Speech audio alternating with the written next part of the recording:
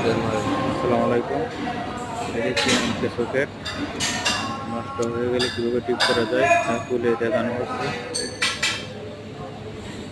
কীভাবে নষ্ট হয়ে গেলে কীভাবে ঠিক করবেন এইভাবে খুলে তারপরে যে সুইচগুলো দেখেন কীভাবে নষ্ট হয়ে গেল। যে সকেটে যে পাতিগুলি আছে পাতিগুলি চেপটা হয়ে গেছে, স্প্রে মিলে নষ্ট হয়ে গেছে, এটি পালাইয়ে দেয় নতুন করে প্যাকেটটি বসানো হবে।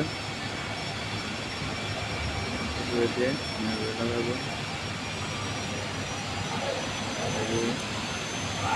স্টিলগুলি যে আছে দেখেন মাথা চেপটা হয়ে গেছে।